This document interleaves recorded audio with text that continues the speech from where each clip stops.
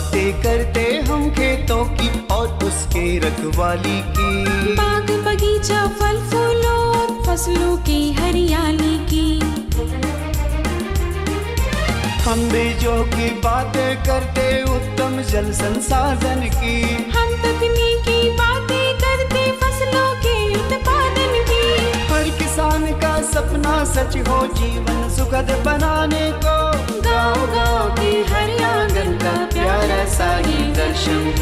कृषि दर्शन, कृषि दर्शन, कृषि दर्शन, कृषि दर्शन, कृषि दर्शन, कृषि दर्शन, कृषि दर्शन, कृषि दर्शन। किसान भाई बहन मन नमस्कार, जोहार।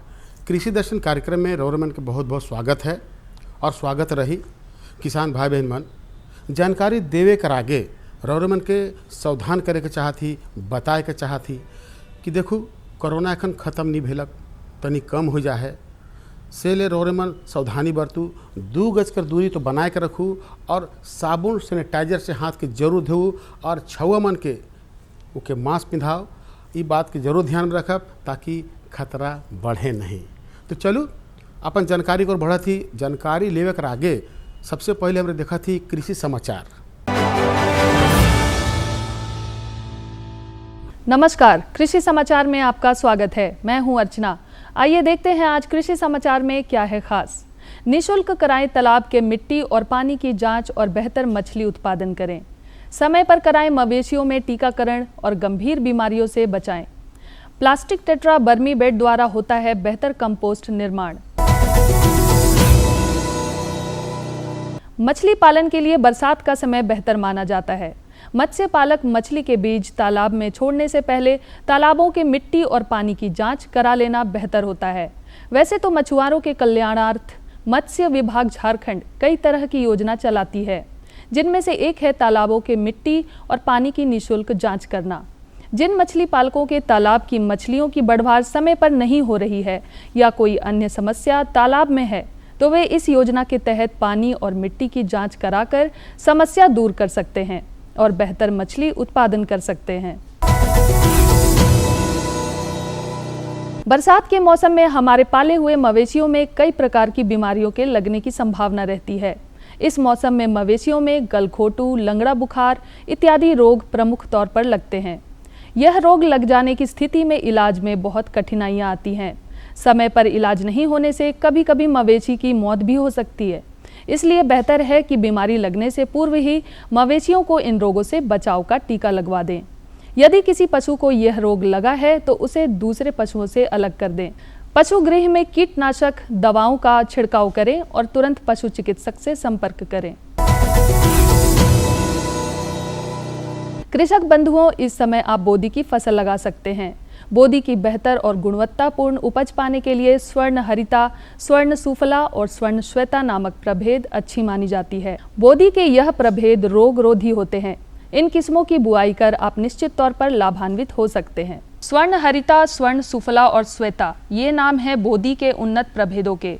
बोदी के इन प्रभेदों के 500 से 600 ग्राम बीज प्रति हेक्टेयर की दर से बुआई कर और उचित कृषि कार्यों को करके लगभग 200 से 250 क्विंटल बोदी प्राप्त किया जा सकता है। जल की समस्या से आज हम सभी जूझ रहे हैं। ये समस्या समय के साथ साथ और बढ़ती जा रही है, जो कि चिंता का विषय है। कृषि विशेषज्ञ हमारे किसानों को, खासकर सब्जी उत्पादक किसानों को टपक सिंचाई प्रणाली जैसे संसाधनों को अपनाने की सलाह देते हैं, जिससे सिंचाई जल की खपत लगभग आधी होती है और उत्पादन भी अच्छा होता है। टपक सिंचाई प्रणाली द्वारा सिंचाई जल की समस्या से बहुत हद तक निजात पाया जा सकता है। जैविक खेती की बढ़ती लोकप्रियता से वर्मी कंपोस्ट की मांग बढ़ी है। वर्मी कंपोस्ट का ज़्यादा उत्पादन आसानी से करने के लिए किसान प्लास्टिक टेट्रा बर्मी बेड का इस्तेमाल कर सकते हैं।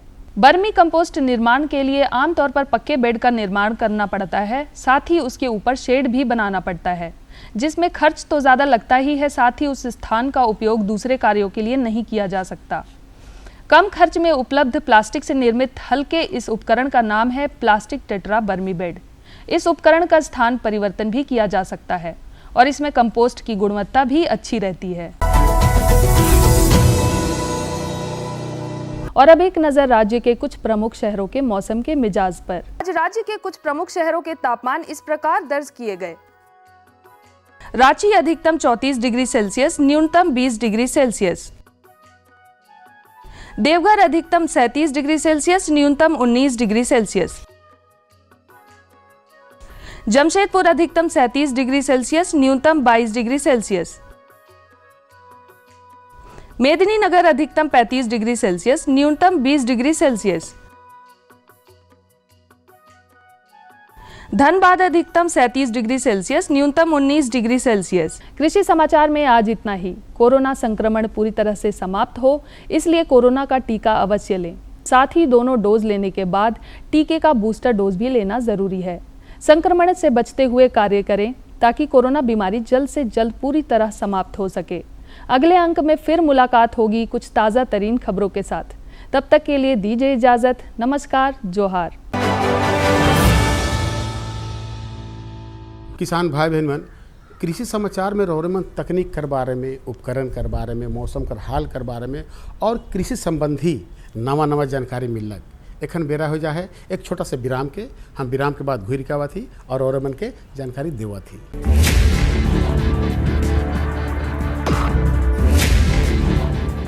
भोजन, जल और शुद्ध वातावरण हमारे जीवन का मुख्य आधार है और कृषि इसका मूल स्तंभ। पिछले 60 वर्षों में विज्ञान आधारित कृषि का व्यापक प्रसार हुआ है। साथ ही कृत्रिम संसाधनों के बढ़ते प्रयोग से कृषि की सतत क्षमता पर चिंताएं बढ़ी हैं। प्रधानमंत्री श्री नरेंद्र मोदी जी के दूरदर्शी नेतृत्व के अंतर्गत रसायन मुक्त जैविक खेती एक महत्वपूर्ण प्रयास है। रसायन मुक्त जैविक खेती को बढ़ावा देने के लिए 5 वर्ष पूर्व सरकार ने परंपरागत कृषि विकास योजना तथा उत्तर पूर्व भारत में जैविक मूल्य श्रृंखला योजनाएं आरंभ की। ऑर्गेनिक फार्मिंग को देश भर में बढ़ावा देने के लिए सरकार अनेक प्रयास कर रही है। इसके लिए परंपरागत कृषि विकास योजना के तहत काम किया जा रहा है। न सिर्फ ऑर्गेनिक फार्मिंग को बल दिया जा रहा है, बल्कि उसके लिए वैल्यू एडिशन और मार्केट की व्यवस्था भी की जा रही है। भारत सरकार एवं किसानों के सम्मिलित प्रयासों से आज देश के लगभग 36 लाख किसान 38 लाख हेक्टेयर क्षेत्र में जैविक खेती कर रहे हैं। इसके अतिरिक्त हमारे देश के अनेक ऐसे क्षेत्र हैं जहां आज भी पारंपरिक जैविक खेती हो रही है। इन पारंपरिक जैविक क्षेत्रों को जैविक प्रमाणीकरण सुलभ कराने हेतु पीजीएस के अंतर्गत लार्ज एरिया सर्टिफिकेट का प्रावधान किया गया है। इस प्रक्रिया की विशिष्टता ये है कि इसमें प्रमाणीकरण मात्र 2 से 3 महीनों में हो जाता है, जबकि सामान्य परिस्थितियों में इसमें 2 से 3 वर्ष का समय लगता है। अंडमान निकोबार केंद्र शासित प्रदेश के कार निकोबार एवं नैन काउरी द्वीप समूह देश के सर्वप्रथम ऐसे प्रमाणीकृत जैविक क्षेत्र हैं। अभी हाल ही में संपूर्ण लक्षद्वीप को जैविक खेती के रूप में प्रमाणित किया गया है। वर्ष 2016 में सिक्किम राज्य पूर्ण जैविक कृषि राज्य के रूप में प्रमाणित हो चुका है।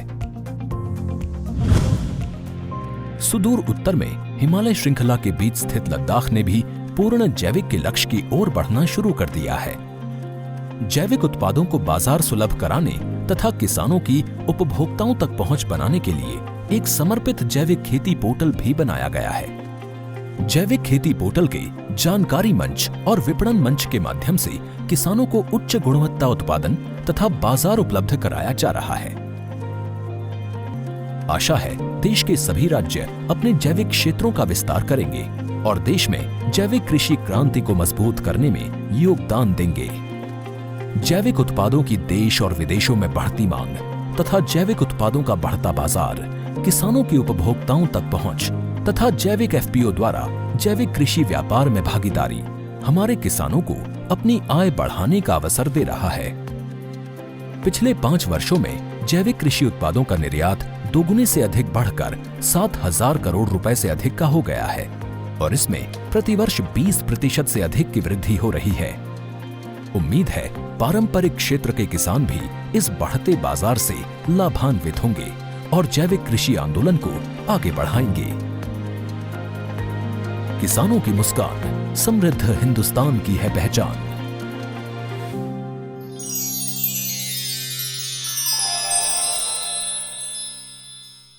किसान भाई बहन मन, विराम के बाद रौरे मन के एक बार फिर से स्वागत है। तो चलो अपन कार्यक्रम के हम आगे बढ़ाती जानकारी की ओर। आज का जो जानकारी है ये बहुत सुंदर है कि खरीफ धान में उर्वरक कर महत्व, ये तो रौरे मन जानी ला कि उर्वरक कर महत्व का होवेला। जैसे इंसान में, आदमी में खान पान से उमन स्वस्थ रहेला है ने, तो वह लखे कि पौधा जो है, फसल जो है, उके भी उर्वरक चाहिए। अब उर्वरक चाहिए तो के खाद हो गलक, पानी हो गलक, बिहन हो गलक, सिंचाई हो गलक, ये सब तरह कर चाहिए है ने। तो सबकर जानकारी ले चलू हम रौरोमन के फीचर कर माध्यम से एक जानकारी दिवा थी। धान हमारे यहाँ मक्का के बाद सबसे अधिक उगाई जाने वाली फसल है। किसान धान की खेती करते हैं। खरीफ सीजन की मुख्य फसल धान लगभग सभी जगहों पर होती है। धान की खेती की शुरुआत नर्सरी से होती है, इसीलिए बीजों का अच्छा होना जरूरी है। इसके साथ ही कृषि विशेषज्ञ कहते हैं कि खरीफ धान की फसल में उर्वरक प्रबंधन बेहद अहम प्रक्रिया है। अगर उर्वरकों की सही मात्रा में सही समय पर उनका उपयोग किया जाए तो फसल अच्छी हो सकती है। आज हम पहुंचे हैं कृषि विज्ञान केंद्र बेंगाबाद गिरिडीह। आज का हमारा विषय है खरीफ धान में उर्वरक प्रबंधन। इस विषय पर हमारे साथ बात करने के लिए मौजूद हैं डॉक्टर देवकांत प्रसाद। आपका हमारा कार्यक्रम में बहुत बहुत स्वागत है सर। आपको भी इस कार्यक्रम में जो है करवाने का, कृषि विज्ञान केंद्र गिरिडीह में करवाने का आपको भी। सर उर्वरक प्रबंधन क्या है सर? किसान भाई, सबसे तो पहले मैं किसान भाइयों को जोहार बोलना चाहूँगा। और सबसे पहले जो है हमारे किसान भाई जो अभी खरीफ मौसम है, इस खरीफ मौसम में हमारे कृषक भाई जो उर्वरक का प्रयोग करते हैं वो संतुलित उर्वरक का प्रयोग नहीं कर पाते हैं, जिससे हमारे जो वातावरण जो है वो दूषित हो जाता है। जैसे ज़्यादा मात्रा में उर्वरक का प्रयोग करने से पानी एवं मिट्टी जो है प्रदूषित हो जाता है, जिससे मानव के स्वास्थ्य पे भी इसका प्रभाव पड़ता है। तो सबसे पहले तो हम किसान भाइयों से ये अनुरोध करेंगे कि उर्वरक का प्रयोग करने के पहले सबसे पहले जो है अपनी मिट्टी का जांच करवा लें। मिट्टी का जांच करवाने से ये पता चलेगा कि आपकी मिट्टी में जो है कितना प्रतिशत मौजूद पोषक तत्व है। उसके अनुसार आप जो है उर्वरक का प्रयोग करेंगे तो आपको उर्वरक की भी बचत होगी और आपके पैसे का भी बचत होगा, जिससे आपको उत्पादन के बाद इससे आपको लाभ मिलेगा। अब झारखंड की स्थिति ऐसी है कि इसमें 3 तरह का सिचुएशन होता है। एक ऊंची ज़मीन जिसको टाड़ ज़मीन बोलते हैं, दूसरा मध्यम ज़मीन जिसको दोन 2 और दोन 3 बोलते हैं, और एक नीचे वाली ज़मीन जिसको दोन 1 बोलते हैं। अब इस तीनों ज़मीन की जो स्थिति है, उस ज़मीन में जो है अलग अलग दिनों का जो है प्रजाति लगता है। कृषि जानकार कहते हैं कि धान एक ऐसी फसल है जिसमें नाइट्रोजन की कम से कम 1-2 टॉप ड्रेसिंग करनी चाहिए। नाइट्रोजन के रूप में अमोनियम सल्फेट दिया गया हो तो भरे खेत में भी यदि दे दिया जाए तो पूरा लाभ प्राप्त किया जा सकता है। अमोनियम सल्फेट के अभाव में यूरिया उपयोग, वो भी पानी से भरे खेत ऐसे ही होगा जैसे फूटे घड़े में पानी। इसीलिए आवश्यक होता है कि यूरिया किस तरह दिया जाए, इसके बारे में पूरी जानकारी रखें। ऊंची ज़मीन में अगर कोई किसान भाई फसल लगाए हैं जिसका उर्वरक का जो संतुलित उर्वरक का जो मात्रा होता है वो 40 किलोग्राम नाइट्रोजन, 20 किलोग्राम स्फूर और 20 किलोग्राम पोटास, ये NPK के फॉर्म में देना चाहिए, प्रति हेक्टेयर देना चाहिए। और अगर इसी चीज़ को किसान भाई जो है अगर DAP के फॉर्म में देना चाहें तो इस स्थिति में जो है 65 किलोग्राम DAP, 55 किलोग्राम नाइट्रोजन और 35 किलोग्राम पोटास प्रति हेक्टेयर के दर से अपने खेतों में डालें। ये रोपाई के समय में डालें।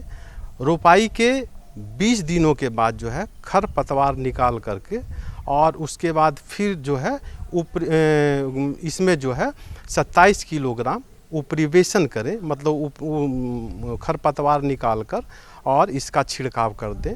उसके बाद बुआई के फिर 60 दिनों के बाद जो है फिर इसका 27 किलोग्राम प्रति हेक्टेयर के दर से अपने खेतों में छिड़काव करें। अगर डीएपी डालते हैं तो अगर 12-32-16 उर्वरक का प्रयोग कर रहे हैं हमारे किसान भाई, तो वैसी स्थिति में जो है 95 किलोग्राम 12-32-16 उर्वरक एवं 55 किलोग्राम नाइट्रोजन और 10 किलोग्राम म्यूरेट ऑफ पोटास का उपयोग करें और उसके बाद क्रमशः 20 दिनों और 40 दिनों के बाद 27 किलो का उपरिवेशन करें। इसके साथ ही अगर हमारे किसान भाई सिंगल सुपर फास्फेट के रूप में अगर प्रयोग करते हैं उर्वरक का इसी सिचुएशन में ऊपर वाले ही ज़मीन में, तो वैसी स्थिति में 95 किलोग्राम आपका यूरिया और 125 किलोग्राम सिंगल सुपर फास्फेट और 35 किलोग्राम पोटास का उपयोग करें।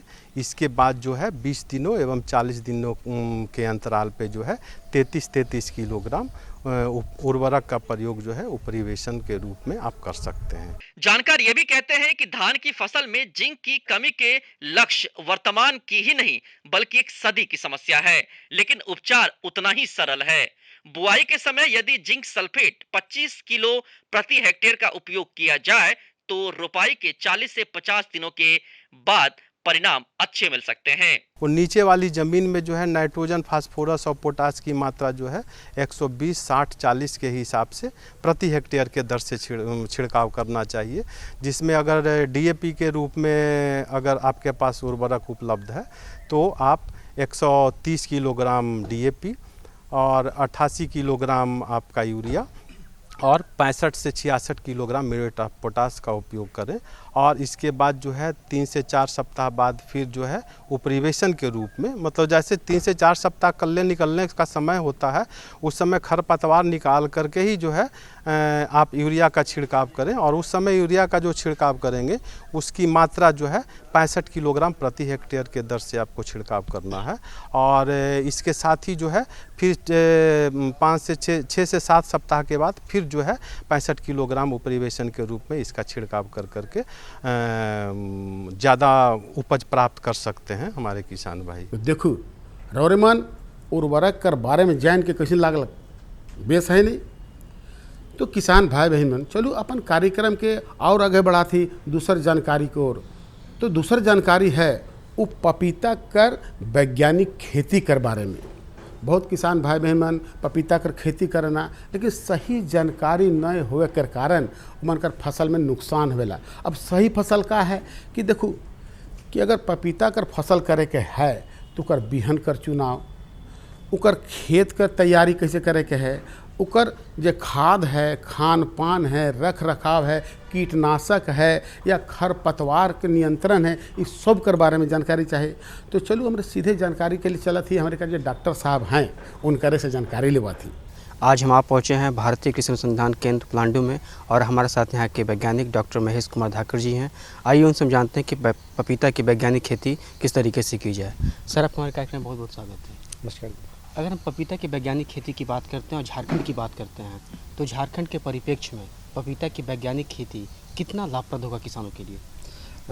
देखिए जो आजकल जो युवा लोग और बहुत सारे उद्यमी हैं और किसान भी कुछ अलग करने की आजकल सोच रहा है और सभी चाहते हैं कि कम समय में और कम खर्च करके अगर अच्छा लागत कमाना है तो पपीता उसके लिए बहुत ही उपयुक्त है। और झारखंड की अगर बात करेंगे तो झारखंड में हम देखें कि हमारा पठारी क्षेत्र है और जो पपीता में जो सबसे बड़ी दिक्कत आती है कि पानी का जमा होने पे पौधा नहीं चल पाता है, तो वो समस्या हमारे झारखंड में नहीं है क्योंकि पठारी क्षेत्र होने के कारण पानी आसानी से ढलान होने से निकल के चला जाता है। तो पपीता जो हमारा ऊपर वाला जो एरिया है और जहाँ पे पानी की थोड़ी समुचित व्यवस्था है खासकर गर्मियों के दिनों में, तो झारखंड में पपीता पूरा क्रांति ला सकता है और ये बहुत ही अच्छी क्रॉप है। और इसका डिमांड आप देख रहे हैं कि कभी हमको मार्केट में पपीता का रेट कभी अप डाउन नहीं देखने को मिलता है, कांस्टेंट रेट आपको मार्केट में मिल रहा है। तो इन सभी चीज़ों को अगर हम देखेंगे तो कहेंगे कि पपीता की खेती झारखंड में करना बहुत ही उपयुक्त है। यहाँ पे खुद भी किए हैं, किसानों को भी करवाए हैं। गुमला, लोहरदगा, चतरा, आपका रांची, खूंटी, इन सभी ज़िलों में हम कई किसानों को पपीता की खेती करवाए हैं। तो हमने देखा है किसानों का रुझान दो तरीके का रुझान आता है। एक होता है कि वो लोग अपना लोकल जो किस्म है उसको करना चाहते हैं, तो रांची लोकल या बानों में से जो पपीता आता है लोकल पपीता, उसका काफ़ी अच्छा डिमांड रहता है। और उसके बाद में इस किस्म की विशेषता यह भी है कि इसमें कीड़ा और बीमारी भी कम लगता है और ये सब्जी के लिए भी बहुत उपयुक्त होता है। तो सब्जी और पका हुआ फल दोनों में काम आता है, इसलिए इस कारण से लोग लोकल पपीता को प्रेफर करते हैं। वहीं जो उद्यमी हैं, जो व्यापारी लोग जो चाहते हैं कि वो एक हाइब्रिड किस्म जो है आपका आजकल चल रहा है उसका डिमांड ज़्यादा चाहते हैं, रेड लेडी।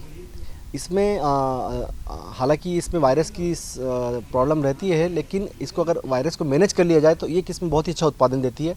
इसकी रख रखाव की क्षमता, मतलब इसको ट्रांसपोर्ट किया जा सकता है दूर तक, इसलिए भी इसको लोग पसंद करते हैं और उसकी मिठास भी काफ़ी अच्छी होती है। और इस प्रकार से देखते हैं तो ये दो मुख्य किस्में हैं जो प्रचलित है। इसके अलावा जो हमारा NSC है, नेशनल सीड कॉर्पोरेशन, उनका भी एक वैरायटी काफ़ी अच्छा प्रचलित है। और कुछ हमारी पूसा की वैरायटीज़ है, पूसा नन्हा, पूसा डोर, पूसा डेलिशियस, ये वैरायटी भी हमारे इस क्षेत्र के लिए काफ़ी अच्छी उपयुक्त है। पपीता में जो आप बोल रहे थे कि युवाओं को रोज़गार का अवसर कैसे मिल सकता है, तो पपीता को अगर हम 3 भागों में बांटते हैं, खेती की दृष्टि से भी देख लीजिए, इसको उद्यमी की दृष्टि से भी देख लीजिए।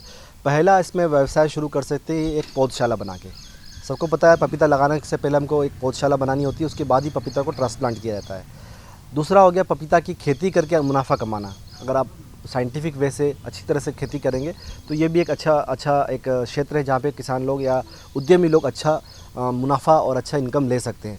तीसरा हो गया आपका, इसका आप मार्केटिंग चैनल डेवलप कीजिए, क्योंकि बहुत सारे किसान खेती तो कर रहे हैं लेकिन उनको मार्केटिंग का नहीं पता है, तो कुछ लोग अगर इसमें मार्केटिंग में उतरते हैं तो भी एक बहुत ही अच्छा अवसर है।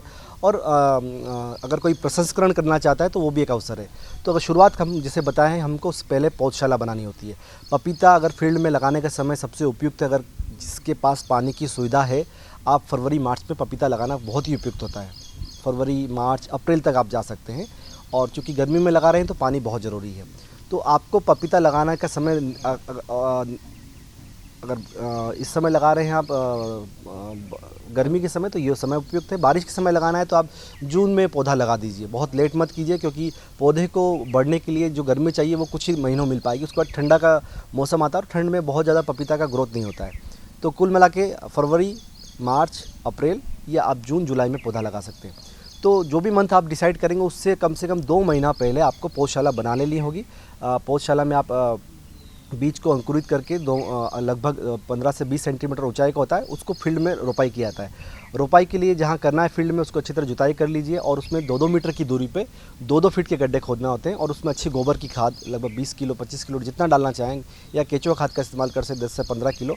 अगर उसको ट्राइकोडर्मा से उपचारित कर देंगे तो बहुत ही अच्छा होगा। और कृषि चूना का इस्तेमाल ज़रूर कीजिए, क्योंकि हमारी मिट्टी में अम्ली है, कृषि चूना डालने से अम्लीता थोड़ा सा उदासीन होता है और अच्छा पौधे के लिए रहता है। और साथ में आप DAP खाद का इस्तेमाल कीजिए या यूरिया का कीजिए, लगभग 200 से 300 ग्राम, और उस गड्ढे को भर दीजिए, पानी डालिए और थोड़े दिन तक छोड़ दीजिए। उसके बाद उसमें आप पपीता लगा सकते हैं। इस प्रकार आप पपीता लगाते हैं तो आप जैसे आप मार्च या अप्रैल में लगाए हैं तो उसके 9 से 10 महीने के बाद में आपका पका हुआ पपीता निकलना शुरू हो जाता है। इसी दौरान बीच में आपको हर 2 महीने के अंतराल में आपको थोड़ा थोड़ा खाद, जैसे लगाया आपने उसके 2 महीने के बाद में आपको पर प्लांट 50 ग्राम खाद डालना है। फिर उसके 2 मंथ के बाद में उसकी मात्रा को 100 ग्राम कर दीजिए और फिर अगले 2 महीने के बाद फिर 100 ग्राम आपको डालना है। तो 3 से 4 बार खाद पपीता को डालते रहने से पपीता का ग्रोथ अच्छा होता है और उसमें निरंतर फूल और फल आते रहते हैं। और जब फूल और फल आते हैं तो सबसे बड़ी समस्या आती है फूलों का और फल का झड़ना। और बहुत सी बार होता है कि फ्रूट जो हमारे होते हैं उनका आकार मिस शेप, मतलब वो जो आकार आना चाहिए उस आकार का नहीं होके एक विकृत आकृति ले लेता है। तो ये सब हमारी माइक्रोन्यूट्रिएंट की डिफिशिएंसी से होता है। तो जिंक और बोरोन का स्प्रे जैसे ही आपका फूल आना शुरू हो तब से आपको स्प्रे करना है 2 ग्राम पर लीटर के हिसाब से, और 3 से 4 बार स्प्रे होगा आपका फूल से लेके फल तोड़ने तक। तो ये पूरा एक प्रकार का मैनेजमेंट है। जैसे ही फल पकना शुरू होंगे आप उसको तोड़ना शुरू कर दीजिए। और बीच में आप जो आपको खाद की मात्रा बताई गई है, अगर आपने अच्छे तरह से खाद दिया है तो पौधे में बीमारी और कीड़ा आने की संभावना कम रहती है। फिर भी अगर कीड़ा और बीमारी आती है तो सबसे बड़ी बीमारी की समस्या इसमें आपकी वायरस की होती है, जो पपाया रिंग स्पॉट वायरस है। तो आपको एक कीड़ा इसको लाता है, एक बारीक कीड़ा होता है, तो कीड़े का प्रबंधन करना होगा। आप इमिडाक्लोरपीड, प्रोफेनोफॉस का इस्तेमाल कर सकते हैं कीड़े का नियंत्रण के लिए, और जो बीमारी के नियंत्रण के लिए ब्लू कॉपर का आप इस्तेमाल कर सकते हैं। गर्मी के समय पौधा लगा रहे हैं तो गर्मी में जब छोटा पौधा होता है तो आपको एक दिन छोड़ के भी, अभी जब छोटा पौधा है तो एक दिन छोड़ के भी आपको सिंचाई करनी पड़ेगी। जब पौधा थोड़ा बड़ा हो जाता है तो फिर आपको गर्मी के समय सप्ताह में कम से कम 3 बार पानी देना होगा। बारिश के समय तो बहुत ज़रूरत नहीं पड़ती पानी की, और ठंडा के समय सप्ताह में कम से कम 2 बार आपको पानी पपीता को अवश्य देना चाहिए। इसी के साथ में आजकल जो टपक सिंचाई आजकल बहुत ही प्रचलित हो रही है और गवर्नमेंट बहुत अच्छी सब्सिडी इसमें प्रोवाइड कर रही है। तो किसान अगर पपीता की खेती रेस बेड करके, ऊंचे बेड बना के, और कम से कम 2 फीट ऊंचा बेड आप बनाइए और उसमें आप ड्रिप लाइन बिछा के मल्चिंग करके लगाते हैं तो पपीता की पैदावार में आप कह सकते हैं कि 2 से 3 गुना वृद्धि हो जाती है। तो जो नवीन तकनीकी का इस्तेमाल करके अगर खेती करते हैं तो और फ़ायदा किसान लोग ले सकते हैं। देखो आज का जो दुयो जानकारी है वो कैसन लागल रोरमन के बेस है नहीं सेहेले तो कही ला भाई रोरमन के कि चिट्ठी कर आदान प्रदान जो करे के है वो कर ले रोरमन पता के जरूर लिखू। पता है कार्यक्रम कृषि दर्शन द्वारा केंद्र निदेशक दूरदर्शन केंद्र रातू रोड रांची, और पिन कोड संख्या जरूर लिखना है। पिन कोड संख्या है 834001। आज रोरमन इजाज़त दो मकिल एहे दिना और एहे बेरा नवा जानकारी के साथ और उपस्थित हुआ, तब तक इजाज़त दो। नमस्कार, जोहार। हम बीजों की बातें करते उत्तम जल संसाधन की, हम तकनीकी बातें करते फसलों के उत्पादन की। हर किसान का सपना सच हो जीवन सुखद बनाने को, गाँव-गाँव के हर आंगन का प्यारा सा ये दर्शन। कृषि दर्शन, कृषि दर्शन, कृषि दर्शन, कृषि दर्शन, कृषि दर्शन, कृषि दर्शन, कृषि दर्शन, कृषि दर्शन।